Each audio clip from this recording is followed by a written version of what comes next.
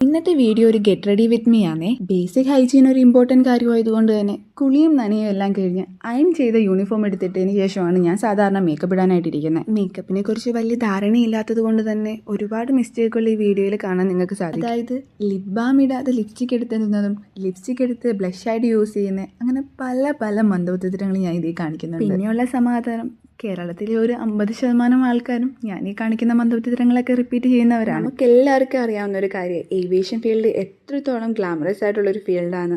അതുപോലെ തന്നെ ഗ്രൂമിങ്ങിന് ഇത്രയും ഇമ്പോർട്ടൻസ് കൊടുക്കുന്ന മറ്റൊരു ഫീൽഡുണ്ടോ എന്ന് ചോദിച്ചാൽ എൻ്റെ അറിവിലില്ല കേട്ടോ. ഓരോ എയർലൈൻ കമ്പനിക്കും അവരുടേതായ ഒരു ഗ്രൂമിങ് സ്റ്റൈൽ ഉണ്ടായിരിക്കും. അതുകൊണ്ട് തന്നെ കമ്പനി സജസ്റ്റ് ചെയ്യുന്ന uniform, ornaments, hair style, makeup look ഇതെല്ലാം സ്റ്റാഫുകളായ നമ്മളും ഫോളോ അപ്പ് ചെയ്തിരിക്കണം. കമ്പനി സജസ്റ്റ് ചെയ്തത് പ്രകാരം നമ്മൾ സ്പൈസ്ഡ് സ്റ്റാഫുകൾക്ക് യൂസ് ചെയ്യാൻ പറ്റുന്നത് റെഡ് ആൻഡ് വൈൻ ലിപ്സ്റ്റിക്കും red wine, pearl white and off white nail പോളിഷുമാണ്. സോ ഈ കാണുന്നതാണ് എൻ്റെ ഫൈനൽ ലുക്ക്. അവസാനം ID ടാഗും കൂടി ഇട്ട് കഴിഞ്ഞാൽ get ready with me completed.